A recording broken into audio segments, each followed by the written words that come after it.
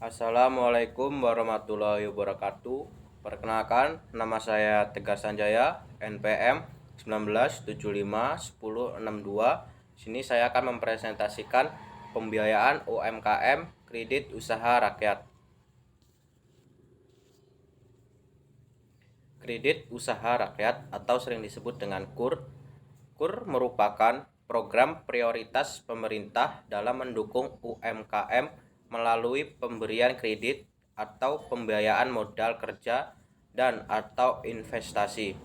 Pembiayaan tersebut dapat dinikmati oleh debitur individu, badan usaha, dan atau kelompok usaha yang produktif dan layak namun belum memiliki anggunan tambahan atau anggunan tambahan belum cukup. Undang-Undang Nomor 20 Tahun 2008 tentang Usaha Mikro Kecil dan Menengah Pasal 7 dan 8 mengamanatkan kepada pemerintah dan pemerintah daerah untuk menumbuhkan iklim usaha dengan menetapkan peraturan perundang-undangan dan kebijakan yang meliputi aspek diantaranya terkait pendanaan.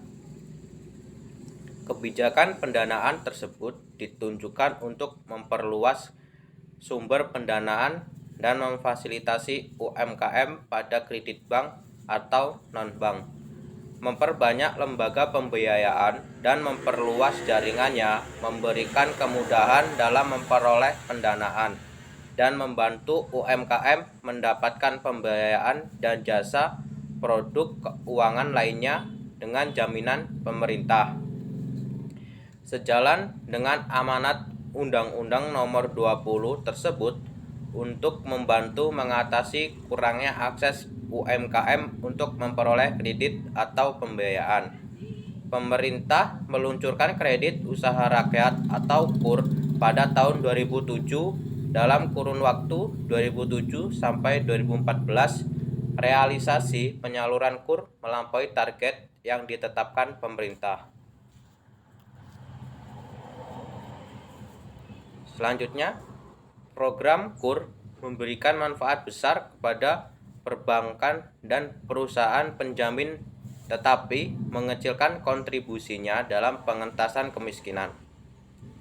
Rekomendasi BPK atas temuan ini adalah dengan membangun aplikasi terintegrasi antara pemerintah, perusahaan, penjamin kredit dan bank pelaksana yang antara lain digunakan untuk memantau ketepatan sasaran program. Sedangkan untuk mempercepat dan memperkuat pelaksanaan program KUR, Menteri Keuangan menunjuk kuasa pengguna anggaran pada Kementerian Koperasi dan UKM. Selanjutnya yaitu landasan hukum bagi penetapan suku bunga yang dibebankan pada debitur dari 12% menjadi 9% pada tahun 2016. Diterbitkan Permenko Nomor 13 tahun 2015 pada tanggal 30 Desember 2015 serta rapat koordinasi Komite Kebijakan KUR tanggal 26 Juni 2015 menghasilkan keputusan besaran subsidi bunga yang ditanggung pemerintah yaitu 7% untuk KUR mikro dan 3% untuk KUR retail. Penurunan suku bunga KUR merupakan upaya pemerintah untuk memberikan kemudahan serta perluasan akses pembiayaan dengan suku bunga rendah bagi UMKM. Selanjutnya, penyaluran KUR yang masif dengan suku bunga yang kecil banyak dikeluhkan oleh lembaga keuangan mikro atau LKM seperti Koperasi, BPR, dan BMT. Ada kekhawatiran bahwa skema KUR yang baru tersebut akan mematikan kehidupan koperasi dan LKM lainnya. Muncul opini dalam masyarakat bahwa KUR sejak awal dirancang untuk perbankan. Ketika arah kebijakan KUR menunjukkan keinginan pemerintah untuk melibatkan LKM termasuk koperasi, ada banyak kendala teknis, di antaranya sumber dana yang tidak dimiliki oleh koperasi. Komite Kebijakan memandang timbulnya kekhawatiran tersebut karena tinggi suku bunga LKM yang menjadikannya tidak mampu bersaing dengan suku bunga KUR yang sangat rendah. Selanjutnya, ada solusi yang dapat dilakukan LKM dalam menghadapi KUR baru, yaitu sebagai lembaga LinkX dipandang lebih realistis.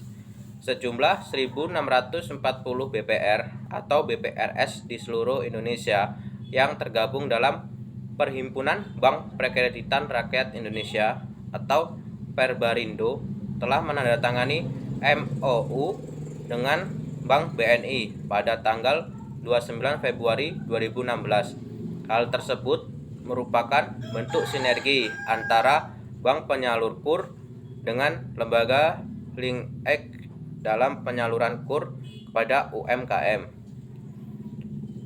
OJK menyampaikan apresiasi dan dukungannya atas langkah strategis yang telah dimulai BNI dengan Perbarindo dan mengharapkan agar langkah tersebut dapat ditiru oleh bank-bank penyalur KUR lainnya. Tujuan KUR yaitu untuk meningkatkan dan memperluas akses pembiayaan kepada usaha produktif, meningkatkan kapasitas daya saing UMKM, serta mendorong pertumbuhan ekonomi dan penyerapan tenaga kerja.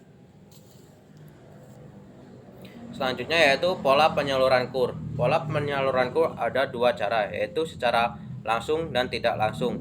Secara langsung, UMKM dan koperasi dapat langsung mengakses KUR di kantor cabang atau kantor cabang pembantu bank pelaksana. Secara tidak langsung, usaha mikro dapat mengakses KUR melalui lembaga keuangan mikro dan KSP atau WSP koperasi atau melalui kegiatan LinkX program lainnya yang bekerja sama dengan bank pelaksana, bertujuan untuk lebih mendekatkan pelaksanaan kepada usaha mikro. Sekian presentasi yang dapat saya sampaikan. Kepada Allah saya mohon ampun. Saya akhiri. Wassalamualaikum warahmatullahi wabarakatuh.